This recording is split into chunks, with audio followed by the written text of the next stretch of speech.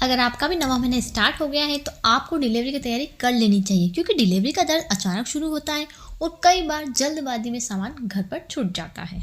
तो आपको 3 बैग तैयार करने हैं। पहला बैग बेबी के लिए, दूसरा मम्मा के लिए और तीसरा एक्स्ट्रा ज़रूरी सामान।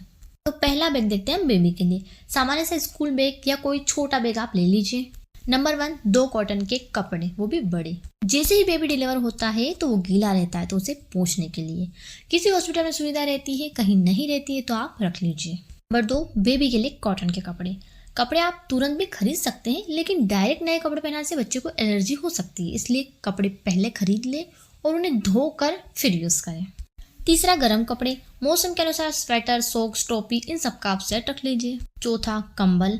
पांचवा, शीट, ड्राई शीट और नॉर्मल शीट बिछाने के लिए।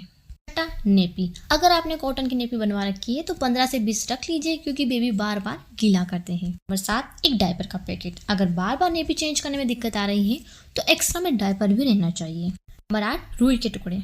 स्टार्टिंग में जब बेबी पोटी करते हैं तो नॉर्मली धुलवाने के बजाय रुई से पोंछना ज़्यादा सही होता है, क्योंकि ये सॉफ्ट होता है, और नहलाने के बजाय बच्चे को स्पंज बाथ मतलब रुई को गर्म पानी में डुबोकर पोंछना ज़्यादा इजी रहता है और बेबी के लिए भी फायदेमंद रहता है। तो रुई के टुकड़े भी आप रख लीजिए।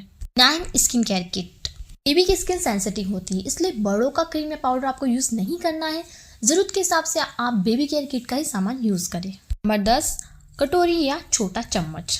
अगर स्टार्टिंग में माँ को दूध नहीं आ रहा है, बेबी रो रहा है, तो बोतल की बजाय चम्मच से दूध पिलाना ज़्यादा सही रहता है, ताकि बच्चे को बोतल की आदत न लगे।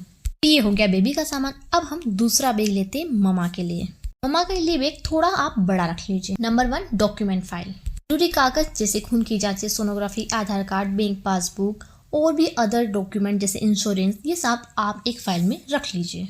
फाइल के साथ आप दवाइयाँ भी रख लीजिए जो आपकी किसी बीमारी के कारण चल रही, जैसे बीपी, शुगर या थायराइड की दवाइयाँ। नंबर 2, पेट का बड़ा पैकेट। डिलीवरी के बाद ब्लीडिंग होती है तो बड़े साइज का पेट साथ में रखना जरूरी है।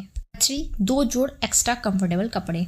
जिन कपड़ों में आप डिलीवरी करवाएंगे वो तो काफ़ी गंदे हो जाते हैं, तो 1-2 दिन हॉस्पिटल में रहने के हिसाब से आप कपड़े भी रख लीजिए। मौसम के हिसाब से गर्म कपड़े और पर्सनल टॉवल भी रखना ज़रूरी है। थोड़ा सा मेकअप का सामान, टूथपेस्ट, टूथब्रश, फेस वॉश, ये सब भी आपको रखना है, क्योंकि डिलीवरी के समय हालत ख़राब हो जाती है।